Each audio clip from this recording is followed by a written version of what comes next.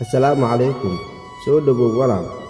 waxaan si aan baqaadeenaa qisadeennii jaceylka xanuunka badnayd qaybteedii labaad qaybtii hore waxay inoo joogtay axmed oo go'aansaday inuu qadar xiriir la sameeyo maadaama ay dhallinyaradii asxaabtiisa ahayd u sheegeen inaysan ahayn qof sahlan iyo asagoo wax wakhti ah isaga luminin isla markaana wacay taleefanka guriga si uu u soo afjaro arrinkaas balse waxaa talka ka qabatay sucaad oo qadra walaasheed ahayd isagoona ka codsaday inay qadra ugu dhiibto isla markiina jaceylkiisa u bandhigay balse sucaad ayaa inta talka ka daftay ayay dhulkan ku dhufatay talow gabadhu armay jeceshahay axmed aan si aanbaqaadno qisada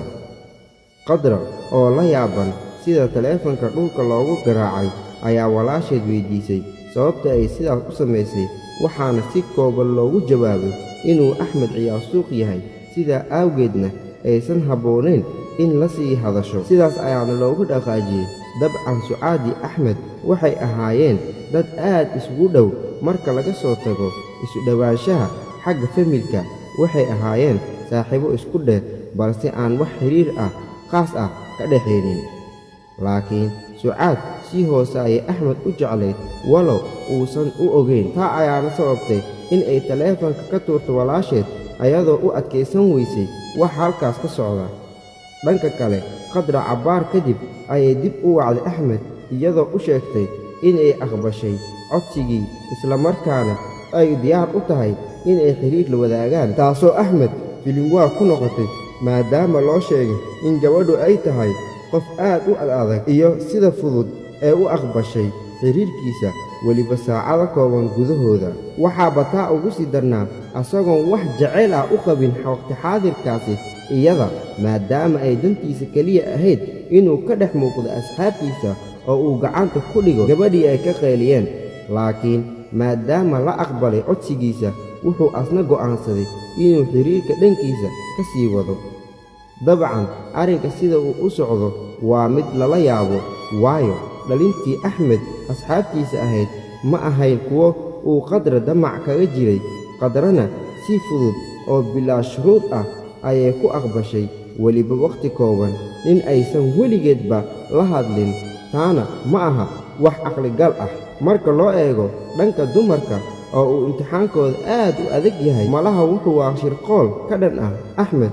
aan ka gudubnay lamaanihii isku cusbaa waxa ay ku ballameen in ay isbuuca kadib ay ku wada kulmaan guri ay degganayd qadra walaasheed ka weyn sacdiya taasoo ay axmed si wanaagsan isku garanayeen maadaama ay dhammaanba qaraabo wada ahaayeen maalmo kadib waxaa la gaaray xilligii ballanta axmedna wuxuu isku soo xaadiriyey gurigii lagu ballamay balse nasiib daro qadra ma aysan imaan axmed ayaana dib ugu soo laabtay gurigiisa isagoo iska niyad jaban hooyadiisa ayaana isla markiiba garatay in ay wax ka qaldan yihiin wiilku ileen waa waaliday waxayna weyddiisay waxa ka qaldan ee uu la qashuucsan yahay waxa uuna u sheegay wax weliba oo dhacay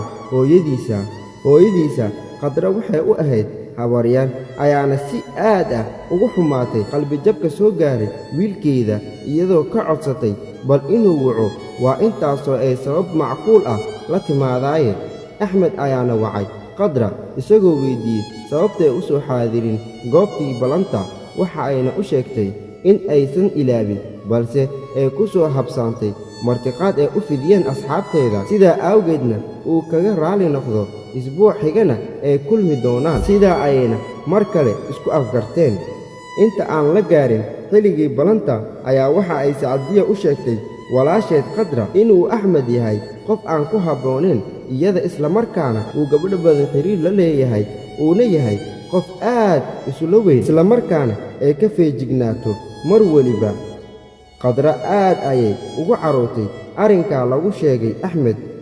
ugu dambeenna waxaa la gaaray xilligii ballanta sidii caadada ahaydna axmed ayaa iska soo xaadiriyey gurigii sacdiya isagoo xitaa ku soo tala galay inuu habeenkaasi halkaas seexdo ugu dambayn waa ay kulmeen lamaanihii isku cusbaa walow uusan axmed weji wanaagsan kala kulmin qadra ayadoo arrinkaba ku soo koobtay mar ay sanka u taagto iyo mar ay hadalka ku jarto maadaama loo sheegay inuu ninku uu yahay shabeellanaagood. Axmed waxa uu go'aansaday inuu isla markiiba ka soo dhaqaajiyo guriga maadaama uusan weji furan kala kulmin, isla markaana aysan habboonayn inuu halkaas ku sii nagaado. Iska baddaay inuu seexdee dib ayuuna gurigiisa ugu laabtay, asagoo weji xumadii uu la soo kulmayna ugu sheekeeyey aabbihiisa. Waxaana loo sheegay inuusan meel wanaagsan lugaha la gelin maadaama uu hadda ka hor uga digay